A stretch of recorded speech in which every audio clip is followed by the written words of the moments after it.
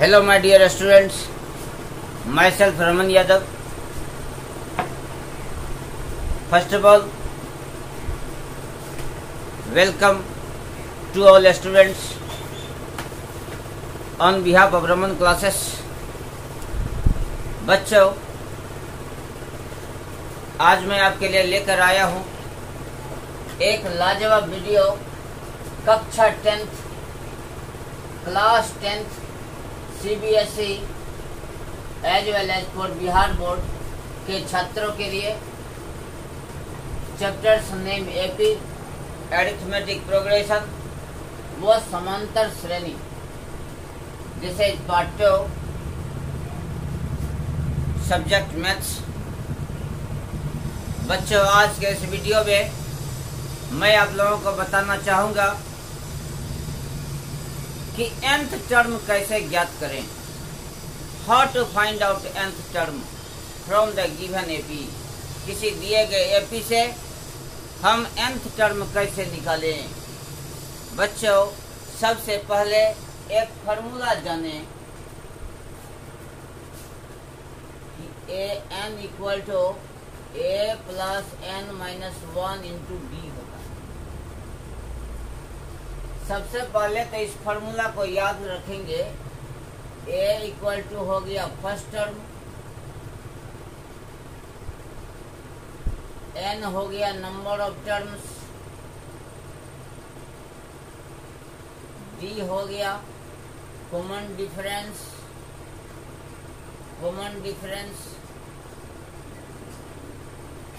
और A N जो है ये nth टर्म है। अब जरा हम इसका हिंदी भी लिख दें। ये हुआ पहला पद, ये हुआ पदों की संख्या। कॉमन डिफरेंस, इसको हम लोग सार्व अंतर कहते हैं, सार्व अंतर। और nth टर्म, इसका मतलब हो गया कि nवां पद,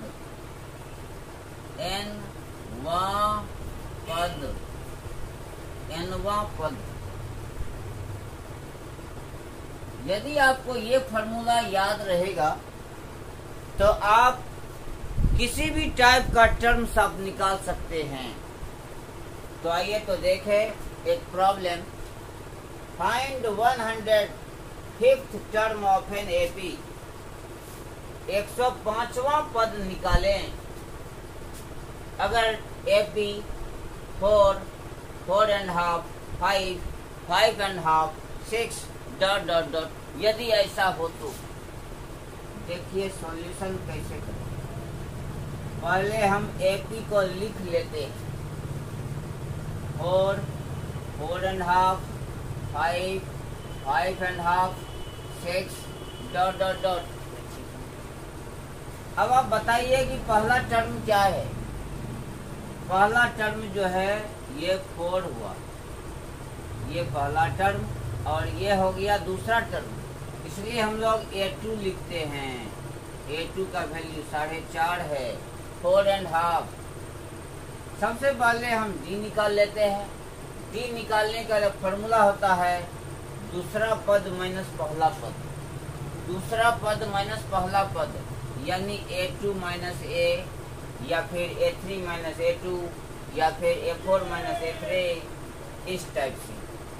A2 देखिए कितना है, 4.5 माइनस 4, रिजल्ट हो गया 2 4 जा 8 1 9, 9/2 और माइनस 4। इसको आप सब्ट्रैक्ट कर लीजिए। 2 1 जा 2, ये हो गया 9 और माइनस हो जाएगा 8, 1 2 जा 2, तो 2 बार में कटा। 2 को 4 से गुना करेंगे 8 हो गया। सॉल्व करने पर हाफ आ गया, 1/2। हमको कह रहा है कि 105वां पद ज्ञात करें। सबसे पहले हम an का फॉर्मूला लिखेंगे। an बराबर a plus n minus 1 into D. और यहाँ n बता रहा है 105, 105। हम a की जगह 105 रख देंगे, n की जगह 105।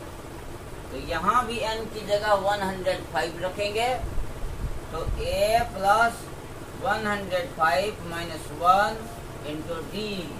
अब मेरा सवाल बन गया a प्लस 104d। अब आपको a और d दोनों ही मालूम है, a का वैल्यू 4 है और 104, और d का वैल्यू देखिए कितना है, 1/2 है।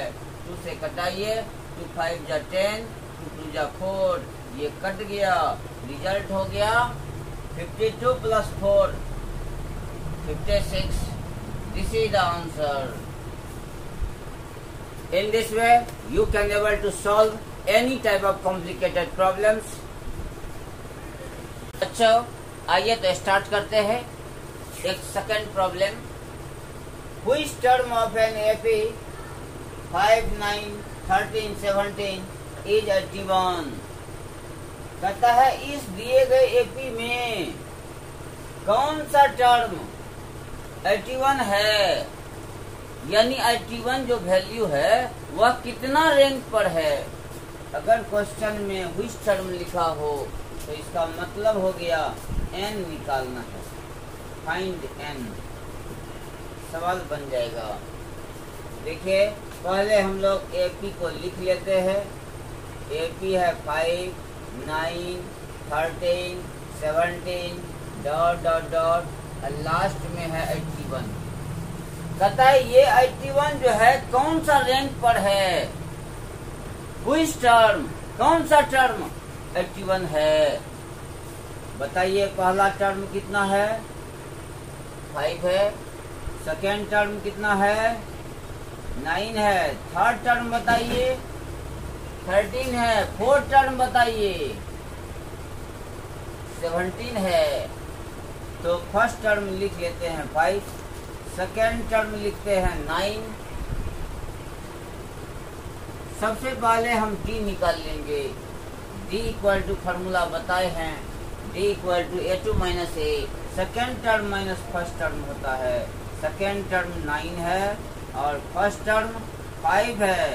रिजल्ट हो गया 4। a और d दोनों मालूम हो गया। अब कहता है कि कौन सा टर्म 81 है। लेट an बराबर 81। मान लिया कि nवा पद 81 है, nth टर्म 81 है। अच्छा अब आप बताइए कि an का कोई फार्मूला बताए थे, an का कोई फार्मूला बताए हैं कि नहीं बताए हैं। देखिए आप बताए हैं कि नहीं। an की जगह हम फार्मूला लिख देंगे, a plus n minus 1 into D बराबर 81। सवाल बन जाएगा। a और d तो आपको मालूम है। a देखिए 5, n माइनस 1 और d का मान 4 है, इक्वल टू 81। तो 5 प्लस 4 से आप मल्टीप्लाई करें इसको, 4 इंटू n, 4n हो गया। 4 इंटू 1 माइनस 4 इक्वल टू 81। बच्चों ध्यान दें, इन these 2 steps student can do the silly mistake. Student यही गलती करता है, उसको ध्यान दें। 4 इंटू n, 4n हो गया। 4 इंटू माइनस 1 माइनस 4, रिजल्ट 81 है, 81 लिख दिया। आगे सॉल्व करते हैं। अच्छा 5 माइनस 4 कितना होता है, ये तो बहुत इजी है। 5 माइनस 4 1 होता है, और प्लस 4n, ये प्लस 4n इक्वल टू हो गया 81। अब देखिए 4n इक्वल टू 81 माइनस 1, इधर प्लस 1 है, उधर गया तो माइनस 1 हो गया। रिजल्ट है 80, तो 4n बराबर 80। यहाँ हम लोग इम्प्लाई दैट का साइन देते हैं। इम्प्लाई दैट मैंने रिप्रेजेंट। तो n इक्वल टू 80/4 कटा दीजिए, 20 बार में कट गया, n इक्वल टू 20 हो गया। यानी hence 20th term is 81। Solution finished. बच्चों आइए तो देखें एक थर्ड प्रॉब्लम। जो एपी पर बेस्ड है। If 7 times of the 7 term of an AP is equal to 11 times the 11 term, इसका मतलब हुआ कि किसी 7वां पद का 7 गुना अगर इक्वल है किसके 11 टर्म का 11 टाइम्स, 7वां पद का 7 गुना 11 टर्म का 11 गुना, दोनों बराबर है, तो 18 टर्म क्या होगा? मीनिंग यही है। तो लेट फर्स्ट टर्म बी ए, फर्स्ट टर्म को हम ए मान लेते हैं और कॉमन डिफरेंस जिसको हम लोग लिखते हैं सार्वंतर जो डी है। अब देखिए अकॉर्डिंग टू क्वेश्चन A7 माने 7वां पद 7 टर्म, इसका 7 गुना 11 टर्म्स के 11 टाइम्स 11 से गुना कर दिया, दोनों बराबर है। अब देखते हैं कि 7 A7 बराबर कितना होगा। बच्चों जरा इस फॉर्मूला को देखिए, अगर हम nth टर्म निकालते हैं तो यहाँ पर n-1 है d, n-1 इंटू डी। एक चीज बता रहे हैं, A3 equal to A plus 3 - 1 into D. देखिए तो रिजल्ट क्या हुआ, A प्लस 2d। हमको A3 निकालना है तो A प्लस 2d हो गया, 3 से 1 कम, 3 से 1 कम d, 3 से 1 कम क्यों होता है 2d। अगर हमको A5 निकालना हो तो A प्लस 5 से 1 कम कीजिए 4d। A7 निकालना हो तो A प्लस 7 से 1 कम कीजिए 6d। A10 निकालना हो A प्लस 10 से 1 कम 9d। इस टाइप से आप फार्मूला तैयार कर सकते हैं। आगे देखिए A7 क्या लिखें, जरा सोचें, A7 क्या लिखें, A प्लस 6d, डायरेक्ट रखिए A प्लस 6d। यहाँ पर बताइए 11, A11 को क्या लिखें, 11 से 1 कम d, 11 से 1 कम 10 होता है 10d। फार्मूला सेट हो गया, सवाल बन जाएगा 7A प्लस 42d, इसको इससे मल्टीप्लाई किया और 7 को 6 से मल्टीप्लाई किया, 42d equal to 11 into a, that will be 11a plus 11 into 10 110d। अब जरा सॉल्व करें, 7a minus 11a equal to 110d minus 42d। ये हो गया -4a, और इसको माइनस कीजिए तो 10 - 2 8 होता है और 10 - 4 6 हो जाएगा 68। अब a इक्वल टू कितना हो गया 68d, 10 - 2 8, 68d, a equal to 68d। अब y में -4 घटाइए इसको, ये हो जाएगा 17, यानी रिजल्ट हो गया -17d। a का वैल्यू आ गया, यानी a इक्वल टू -17d रहने दिया जाए। और आगे क्या निकालना है वो भी देख लेते हैं। 18d निकालना है, 18th टर्म। चलिए A18 बराबर अभी तुरंत बताए थे फॉर्मूला निकालने के लिए, A10 A plus 9d, A7 A plus 6d, A5 A plus 4d, A plus A18 A plus 17d। A का वैल्यू बताइए कितना आया है, A का value -17d -17d plus 17b। अब रिजल्ट क्या होगा, जितना प्लस उतना minus, both are cancel, result is 0। Hence a tenth term will be 0। 18th term 0 होगा।